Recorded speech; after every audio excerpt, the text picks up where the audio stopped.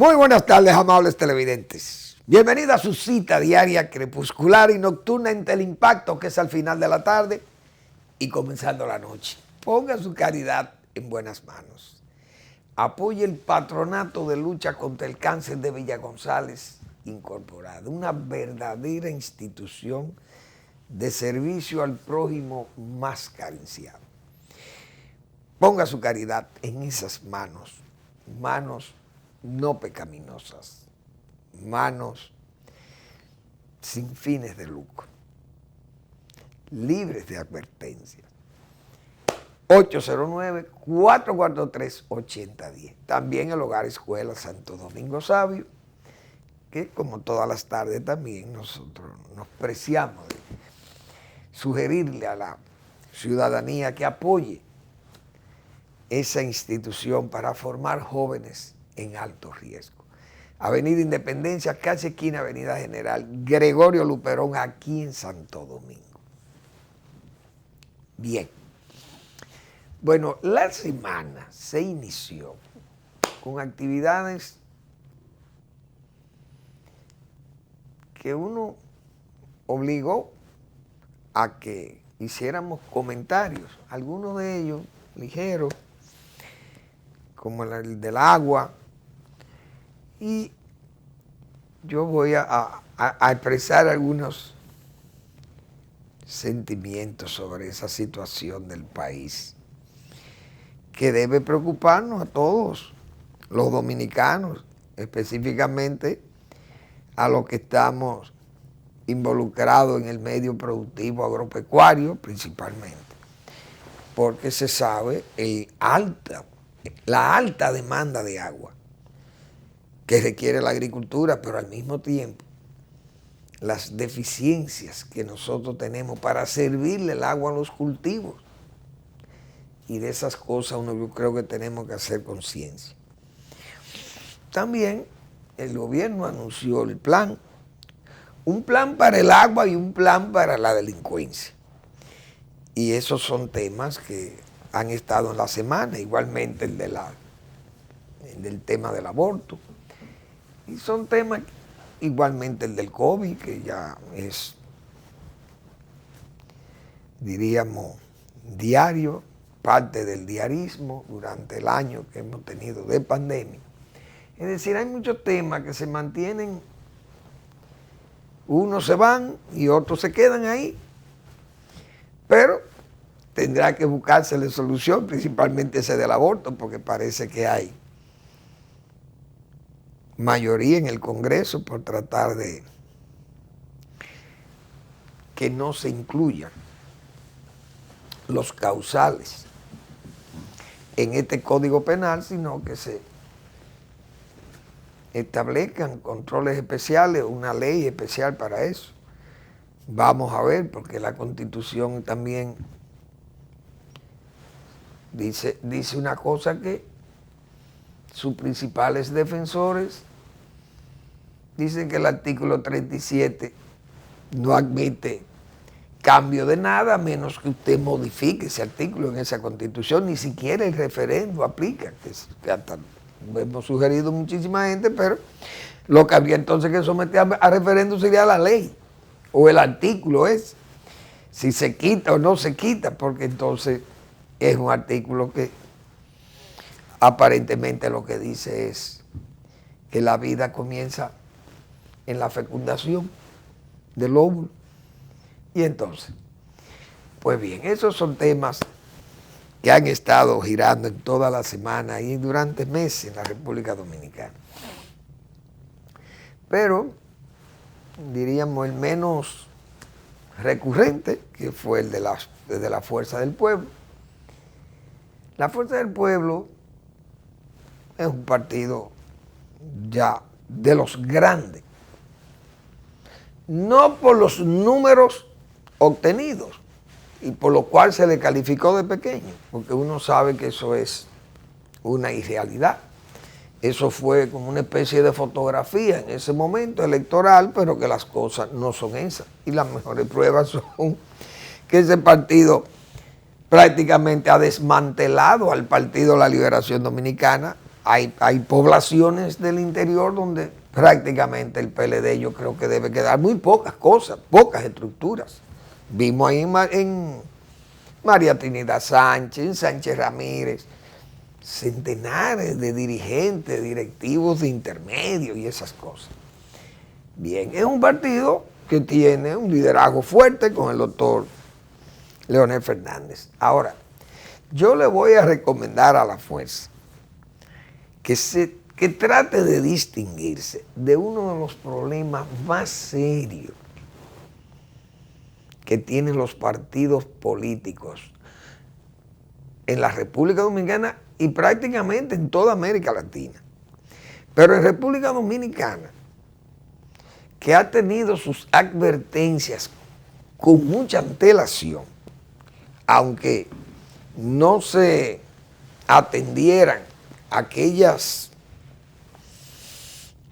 exigencias, advertencias y exigencias de Marino Vinicio Castillo principalmente, que fue la voz que más se distinguió en esos momentos y que más se ha distinguido en el país, haciéndole esas advertencias a los partidos políticos, de que no se convirtieran en verdaderas madrigueras del ilícito, principalmente del narco, porque es ese ilícito, uno sabe, y lo advertía Marino Vinicio Castillo, que busca asentarse en esferas del poder para ganar esos espacios y utilizarlo en su función básica, que no es ni administrar un municipio o administrar la presidencia incluso, o administrar el Congreso, las legislaciones que pueden atender. En ese caso, las legislaciones son importantes porque logran bloquear, como pasó en Colombia. Pero los partidos políticos aquí, señores, se han convertido en verdaderas madrigueras. Y lo vimos, y lo palpamos, y todavía hoy tan advertido que ha estado el país y el sistema político dominicano, que en La Romana vimos el presidente de la sala capitular, el presidente de una sala capitular, preso, un regidor, preso por ser jefe de una banda de narcotraficantes. Algo, claro, que eso no es raro. ¿Por qué no es raro? Porque en los pueblos, aquí en estos países pequeños como el nuestro, en los pueblos se conoce todo el mundo. No es verdad que en La Romana no sabían que ese señor, regidor,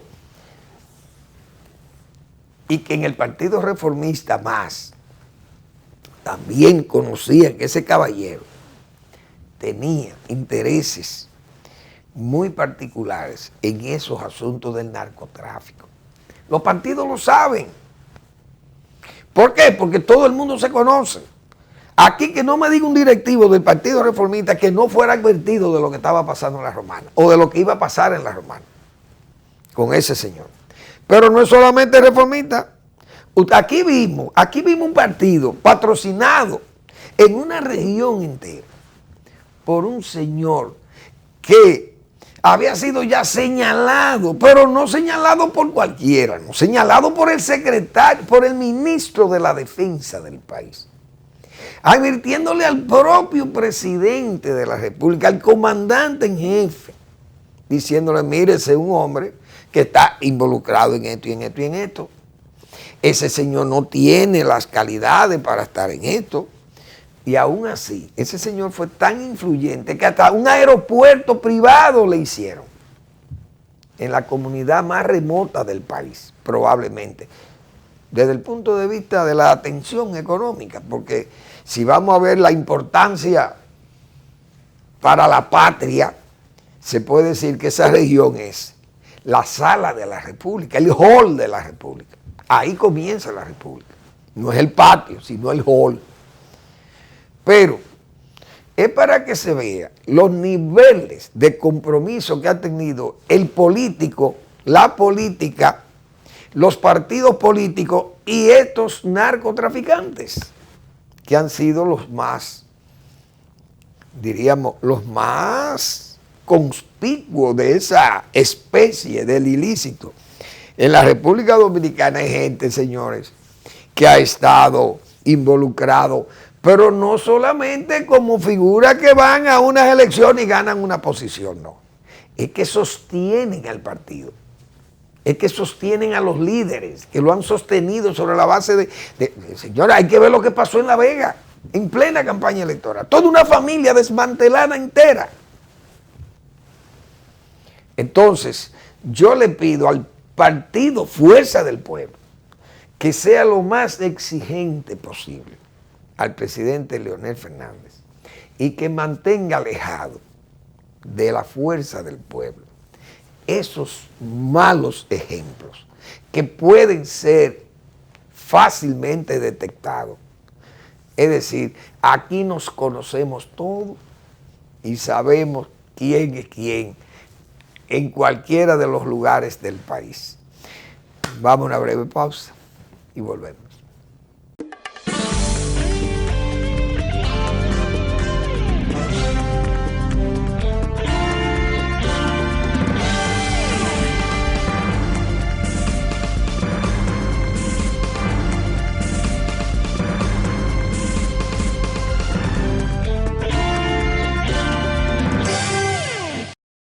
Bien, ese tema del agua,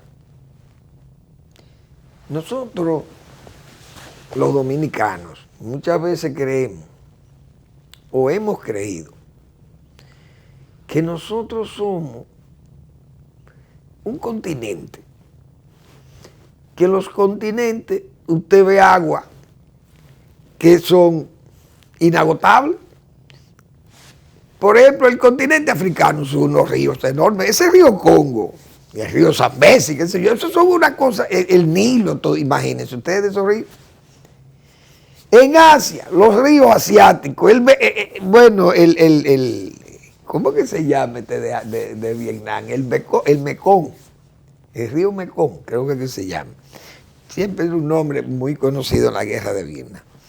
Pero usted va por Rusia y esos son unos ríos enormes. China. Bueno, en Europa hay unos ríos también enormes, el Danubio, el Rin, el Sena, bueno, es un río enorme, muchísimos ríos grandes. Pero en América del Sur y en América del Norte, porque hay que ver lo que el río Mississippi, por ejemplo, esos son brazos de mar. O en América del Sur, el Magdalena, el Orinoco, el Amazonas, el río de la Plata, esos son brazos de mar, como se dice. Entonces nosotros los dominicanos que tenemos una serie de ríos aquí, de arroyuelos, que se hacen muy violentos cuando hay tiempos anormales de meteoros, que son violentos, muchas lluvias, y entonces arrastran, porque vienen de montañas y vienen también de cuencas altas, todos nacen en esas cuencas altas, pero vienen arrastrando muchísimos sedimentos y esos sedimentos van, diríamos, cegando el cauce muchas veces y entonces los ríos se desbordan, hacen muchísimos daños. Y además, ahora con esos ríos represados también se dañan o se sedimentan las presas. La vida útil de las presas o de las represas tiende a ser muy disminuida. Entonces, bajo esa creencia, hemos crecido los dominicanos de que tenemos muchísimos ríos, que son unos ríos que, bueno, porque la gente no ha visto ríos. Yo no había visto ríos grandes hasta que fui a Colombia y a Estados Unidos, que entonces pude apreciar ríos, por ejemplo, como el Magdalena y el Mississippi, que son ríos de verdad, pero esto no es Yaque, ni Yuna, ni nada de estas cosas. Entonces nosotros, repito, crecimos creyendo que somos ricos en agua. Tal vez somos los más ricos en agua, precisamente de las islitas del Caribe, porque son islas pequeñas y Cuba es una isla mucho más grande que nosotros, pero muy angosta, muy estrecha. Entonces quizás los ríos, en Cuba no es tan rica en agua. Pero Puerto Rico es pequeño, Jamaica es pequeñísimo.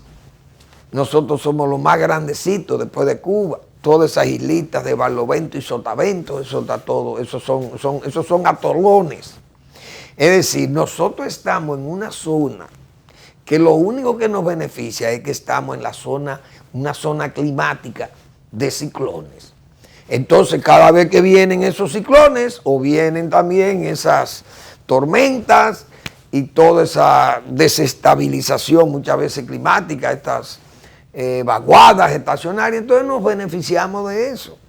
Tenemos una agricultura que, por el esfuerzo de algunos gobiernos, y yo me atrevo a asegurar, por el esfuerzo del gobierno de Balaguer, básicamente, que fue uno de los gobiernos que más impulso le dio al riego, a las facilidades de riego para mejorar la agricultura, hacerla más eficiente.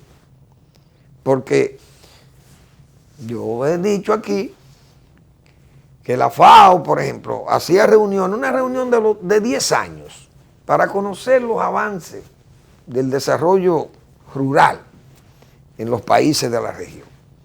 República Dominicana salió bien posicionada del informe que se rindió en esa novena conferencia sobre desarrollo rural y reforma agraria de la FAO.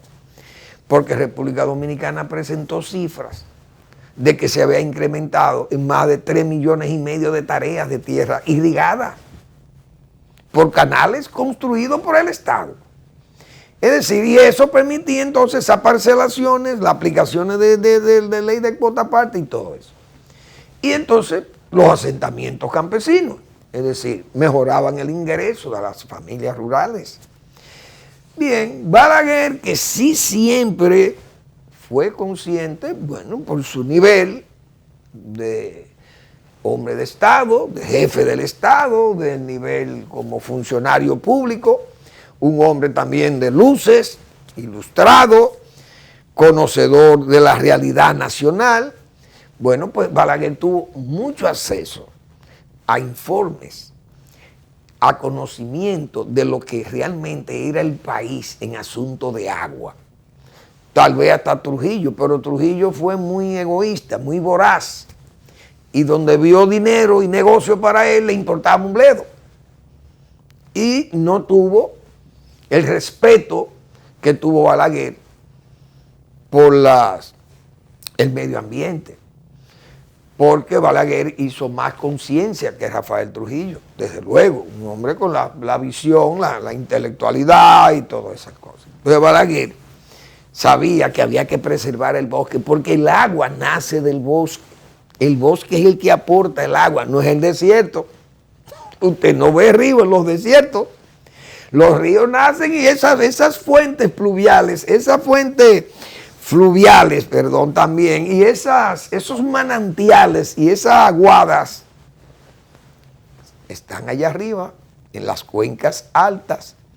Entonces, Balaguer hizo conciencia a tiempo de lo que eran los parques nacionales y cuidar del bosque, represar los ríos, construir canales de riego y mejorar, por lo menos, el almacenamiento de agua, la disponibilidad de agua, pero no solo para la agricultura, sino para las poblaciones crecientes de la República Dominicana. Cuando se iniciaron esos programas, nosotros éramos 2,5 millones, 3 de gente. Pero hoy somos más de 10 millones, aparte de los que nos visitan y de los que tenemos aquí asentados bajo el sumidero haitiano.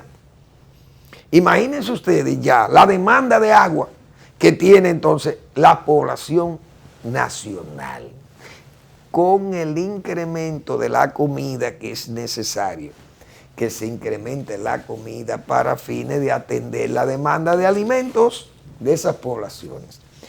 En todo esto, entonces ya viste esa realidad y que hay represas de esas que ya tienen una vida útil que diríamos alcanzan más de 40 años, algunas de ellas 44, 45 años ya tienen en uso. han ido sedimentándose porque las cuencas no han sido totalmente cuidadas, reforestadas. O la gente del bosque, sacar la gente de las montañas, que es una de las políticas que falta en la República Dominicana para preservar el agua. Pero nadie habla de eso. Aquí hay que sacar a la gente. Si la gente que está en Junumucu crea problemas con las aguadas de Yaque, hay que sacar a esa gente de Junumucu y meterla y asentarlo en terrenos planos, en terrenos llanos, o bajarlo de las montañas, porque nosotros, si queremos preservar agua para las generaciones futuras, tenemos que ir tomando medidas, pero son medidas heroicas. ¿Y quién la va a tomar? ¿Quién la está tomando? Hay que despoblar las montañas, y lo hicieron en Corea, y lo han hecho en China. Han ido sacando a la gente de las montañas, dejar al bosque dejarlo virgen, dejarlo solo, para que pueda repoblarse y pueda generar agua, pueda fabricar agua el bosque. Pero esa medida nadie ha tomado, la quiere tomar. Bueno, Balaguer tomaba medidas de ese tipo. Yo recuerdo en Jumunuco. En Jumunuco lo cité porque fue una zona que me sirvió a mí de ejemplo o de concienciación de esta realidad que yo estoy diciendo. Esa gente está atrapada en las montañas de Jarabacoa, allá de Manabao. Entonces, yo recuerdo que la iglesia, algunos curas, muy preocupados, aquellos curas jesuitas, incluyendo al padre Lan, que yo no sé si vive o está muerto, si está muerto que en paz descanse, y si vive le deseo mucha salud porque fue mi profesor en Santiago también. El padre Lan, yo me acuerdo, la iglesia como que lo encargó de esa área, de que se preservaran esa gente para fines de asentarlo en medio del bosque, hacer un asentamiento agrario. ¿Y eso por qué? Porque en el gobierno de Salvador López Blanco, en paz descanse, se estableció por decreto declarar de utilidad pública esos terrenos en Jumunuco como 11.000 o 12.000 tareas. Porque habían zonas que podían ser utilizadas para la agricultura. Entonces, los agricultores dijeron, bueno, si hay zonas, si hay manchas, que la podemos, quedémonos aquí para que nos asienten aquí. Todo eso trajo muchos problemas. Y Joaquín Balaguer, cuando toma el poder, entonces heredan esos problemas. Ese problema hubo que discutirlo con la iglesia allá in situ y explicarle a la iglesia que eso fue un error del gobierno. Querer asentar gente allá, que lo ideal era buscar la forma de esa gente sacarlo y buscarle una zona arrocera. O el cultivo que ellos quisieran, si querían sembrar plátano. O si querían sembrar café, que se podía bajar, porque el café, como es un cultivo que prácticamente es amigo del bosque, o no prácticamente, no es amigo del bosque, no es tan enemigo del bosque, porque es un árbol que está ahí, no se irriga, él aporta y ala y necesita mucha agua, pero llueve y el bosque está protegido. Y las laderas y las áreas de esas cuencas están protegidas y no hay arrastre por erosión que lleve esos residuos, esos sedimentos a los cauces de los ríos y por ende a las represas. Entonces esa gente no quería, ni quiso, ni la iglesia quería. Y hubo que subir allá con los planos y demostrarle a la iglesia y al padre Lan que eso no era posible hacer un asentamiento agrario.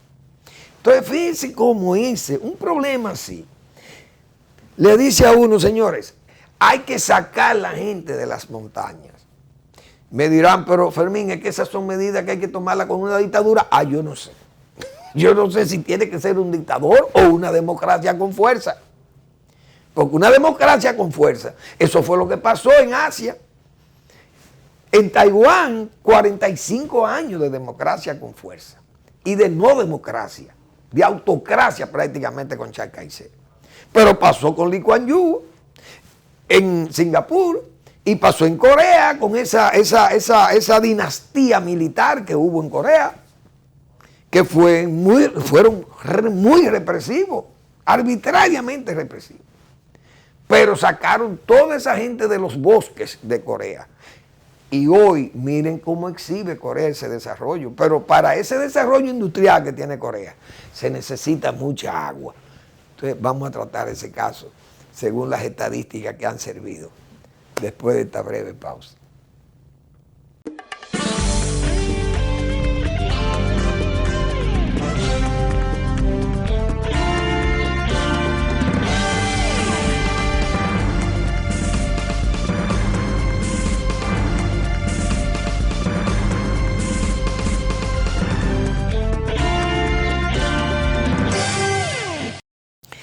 Ni las quimeras parecen quedar. Ese es el tema del blog, la pregunta del doctor Marino Vinicio Castillo de esta semana, que le insto a que lo lean. Igualmente esperen la respuesta, que es el domingo de 11 a 12 en el canal 33. Por lo menos el 33 de Claro.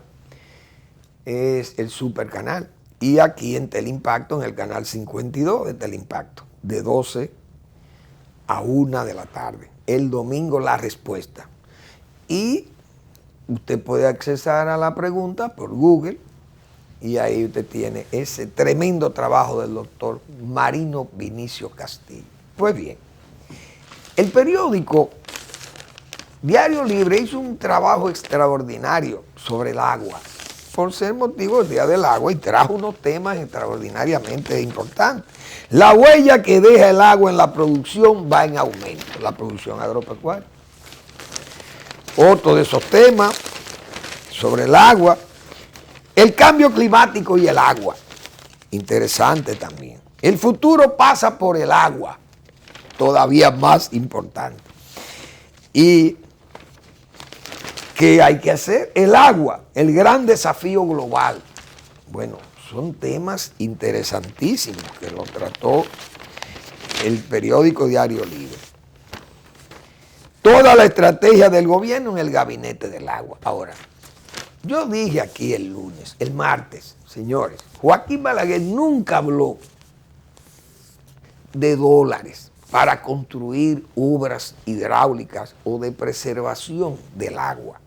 Muy importante. Lo hizo con recursos propios y fue haciendo las cosas, claro, con intensidad, pero también con la prudencia económica, porque era con ahorro interno. Nunca habló de dólares. Joaquín Balaguer nunca dijo, la presa de Sabanayegua me cuesta 200 millones de dólares. Nunca dijo eso.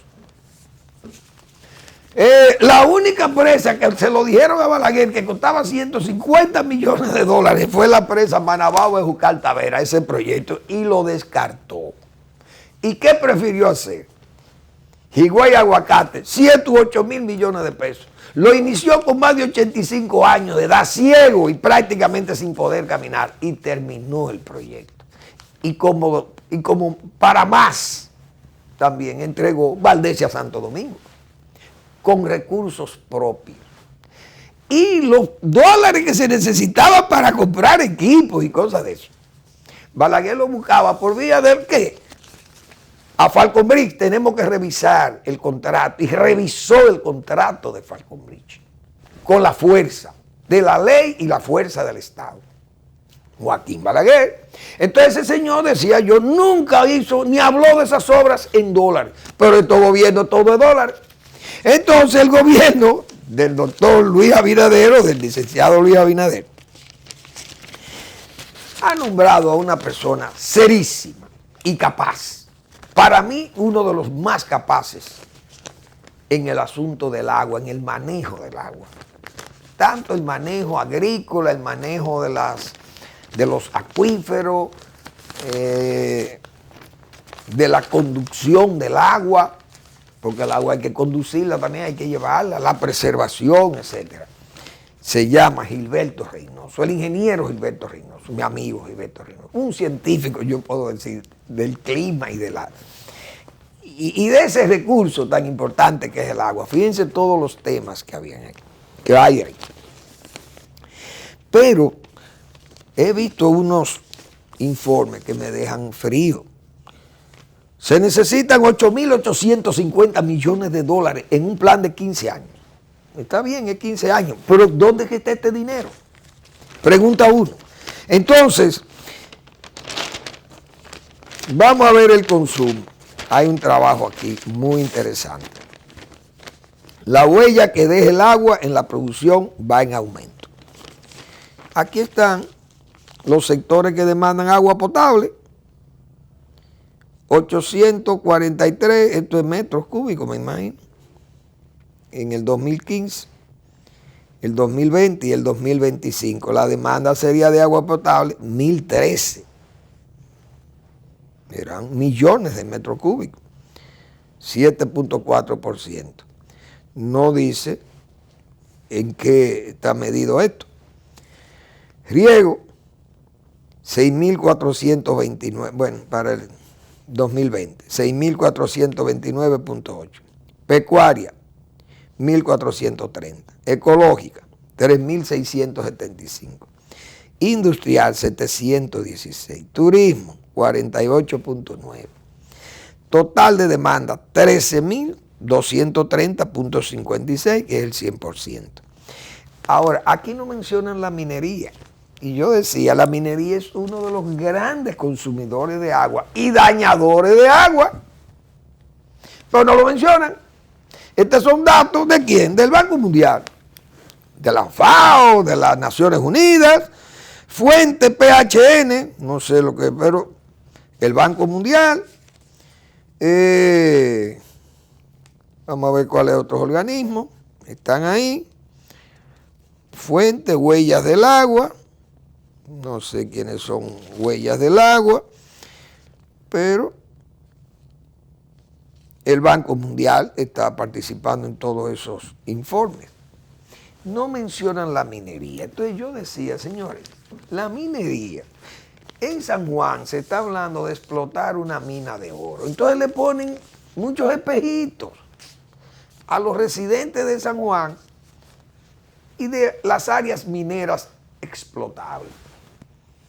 Entonces yo decía, señores, el oro es muy bonito y es muy bueno producir oro, pero se necesita mucha agua para producir oro.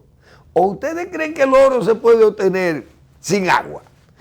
375.000 litros de agua para obtener 1 kilo de oro. Es verdad que 1 kilo de oro vale mucho dinero, pero hay que hacer un esfuerzo extraordinario de extracción, de lavado, de procesos químicos, de fundición, qué sé yo. Eso es una cosa de loco. Entonces las plantas mineras van con el engaño de que ellos no necesitan agua o necesitan muy poca agua. Y fíjense el caso que yo citaba de Falcon Beach. Falcon Beach tiene un canal que tira 6 metros cúbicos por segundo de agua. ¿De dónde? Del río Yuna. Entonces, ¿a dónde va la planta de ellos? ¿Y por qué usan tanta agua? Las calderas de las plantas. Esas plantas de producción de energía eléctrica necesitan mucha agua, las calderas, para producir el vapor. Y el vapor es que mueve, esa presión de vapor es que mueve esas turbinas. Impactan en las turbinas, en las carcasas de esa turbina y mueven los ejes. Y esos ejes mueven los dínamos y de ahí es que nace la energía eléctrica. Pero con el vapor del agua.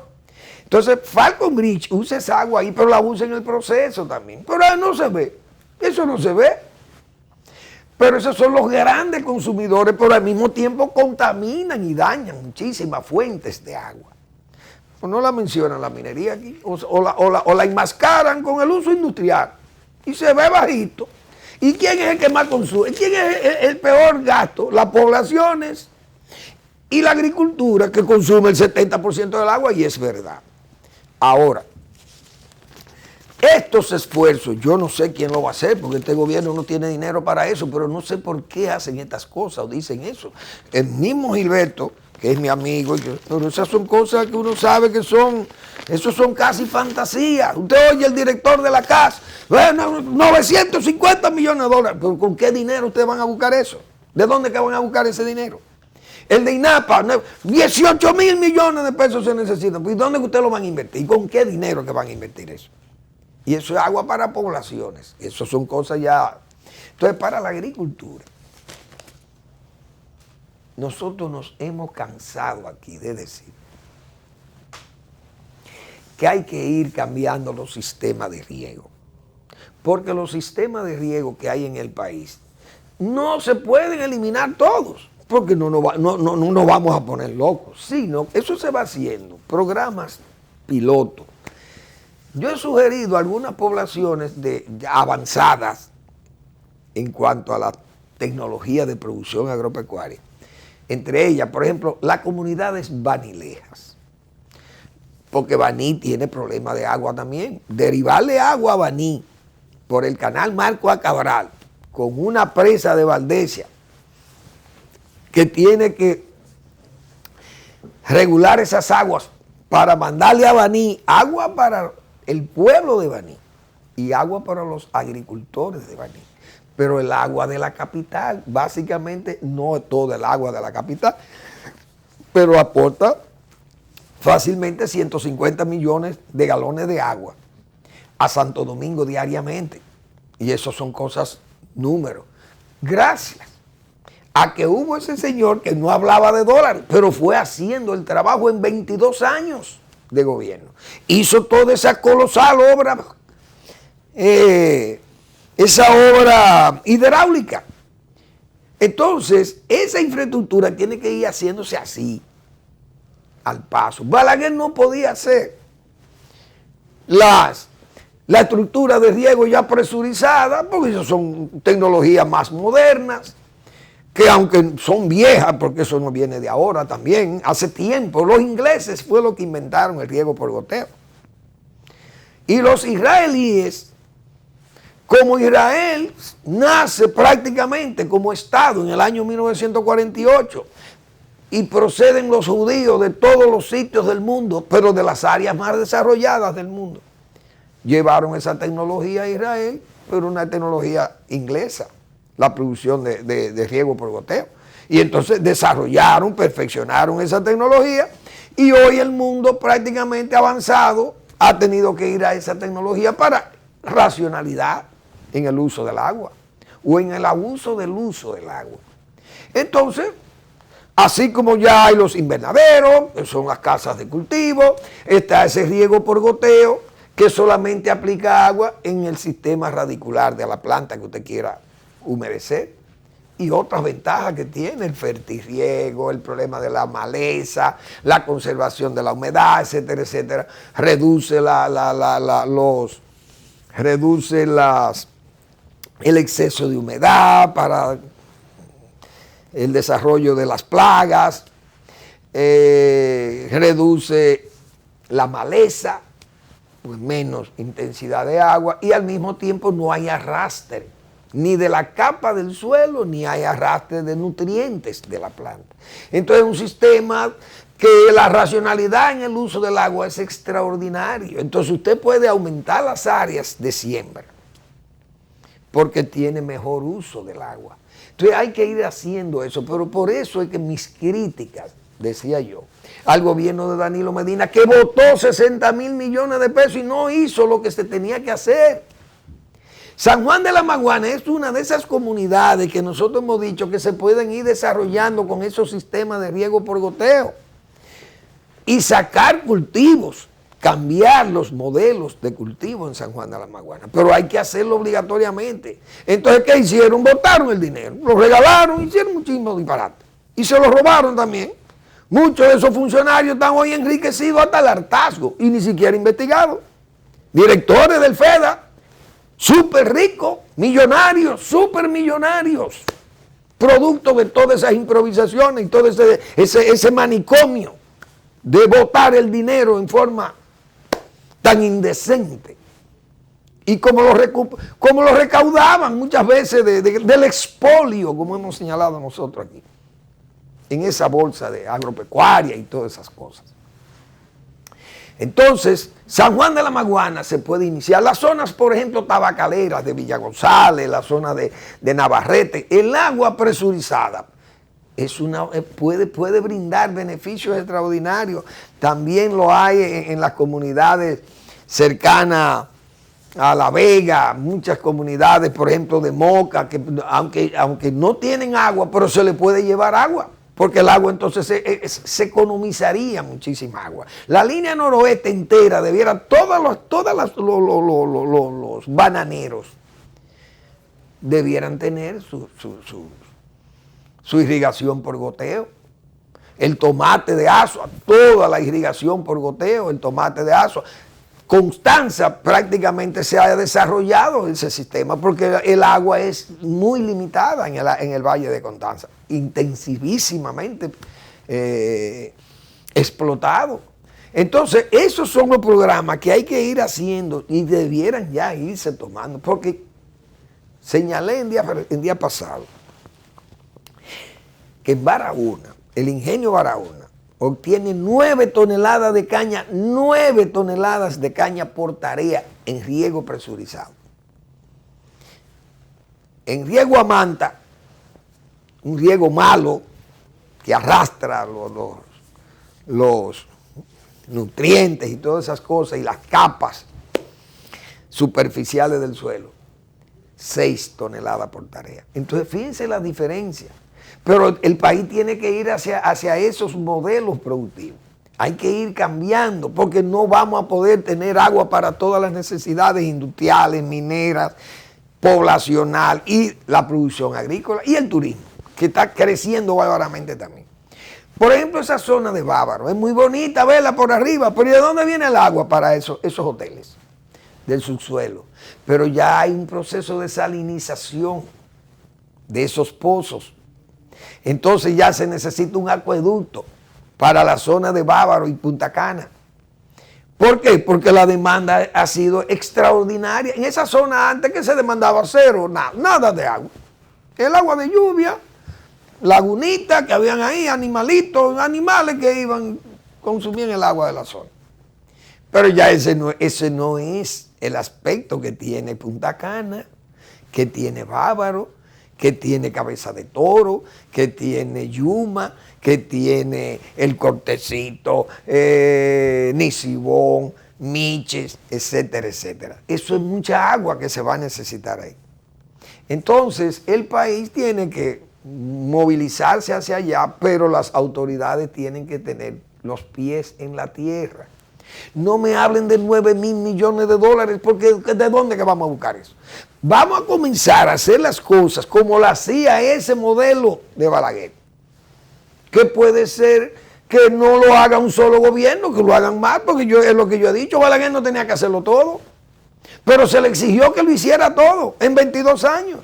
Pero resulta que sus adversarios ahora han gobernado, ¿cuántos van? 32, y este que va a llevar a don Luis, 33 años. Los adversarios de Balaguer han gobernado 33 años, imitaron su obra. La imitaron. Y si la imitasen, o si la imitaron, miren el esfuerzo de endeudamiento de los 53 mil millones de dólares que debemos. Ese caballero usó 2 mil. Sus adversarios usaron 52 mil o 51 mil millones de dólares. Y hay que ver la colosal obra hidráulica, para no meterme en más cosas, que dejó aquel señor. Entonces, hay que ir con la racionalidad y con la modestia y la prudencia, pero tenemos que ir trabajando en eso. Y dejando de estar anunciando tantas cosas que no se van a poder cumplir. Ojalá nos hagan caso y ojalá hombres como Gilberto Reynoso se puedan aprovechar. Mire, presidente, aquí hay 4 presas. Nosotros tenemos que hacer por lo menos una en sus 4 primeros años. Si usted quiere ir a la reelección y quiere hacer otra, son 2. Vamos a trabajar con la presa de Guayubín, vamos a terminar la presa de Monte Grande, porque después que se termine la presa de Monte Grande y la parcelación y los canales de riego y el agua, ¿qué es lo que se va a diseñar? Se va a llevar el agua por tuberías, no se van a hacer canales, vamos a hacer estanques y riego presurizado en la zona, pero eso cuesta dinero y es un gran esfuerzo también que hay que hacer. Pero esas cosas tienen que venir después que se termine la presa. Porque la presa es un muro. Y ese muro es un muro de retención. Hay un lago. Y después, ¿y cómo yo canalizo ese agua para riego? Cuando se hizo el canal José Joaquín Puello, temporero, era esperando que se hiciera la presa de Sabaneta. Entonces hubo que hacer la presa de Sabaneta para derivar esa agua y llevarla a un canal fijo de conducción del líquido. Pero igualmente en Asua se hizo la presa de Sabanayegua, pero hubo que hacer la presa de Villalpando, una presa derivadora para meter 24 metros cúbicos por segundo a Asua. Hoy la pobre Asua tiene, ¿cuántos años tiene la pobre Asua? El 18 de abril del año 1978 se inauguró el canal Yaque del Sur Asua, allá en Villalpando con Joaquín Balaguer. Que me honro con decir que estaba yo presente ahí también. Dios mío, cuántos años. Pero de eso hace 43 años que tiene ese canal dando ese servicio. Y la pobre Asua hoy es una Asua muy, muy distinta. Gracias a esa vena abierta del líquido, para parafrasear a Galeano, que ha irrigado a Asua, o parte de Asua, de la plena de Asua. Pero esas son las obras. Entonces se van haciendo lo que se tiene que hacer, pero con la presa de Sabanayegua no se resolvía nada, más que tal vez energía, producir energía. Pero no había producción agropecuaria si no se hacía el canal. O por lo menos llevar la conducción del agua a la zona de producción. Yo creo que con estos temas habrá que seguir, porque son temas muy amplios y tienen demasiado interés e importancia. Pero yo lo que le pido a las autoridades es que vayamos haciendo, aunque sea una, la más prioritaria, hagámosla. Y que luego los que vengan atrás sigan haciendo, porque es mucho lo que falta por hacer. Señores, gracias por su atención. Hasta el lunes, que vamos a estar de nuevo aquí al final de la tarde y comenzando la noche.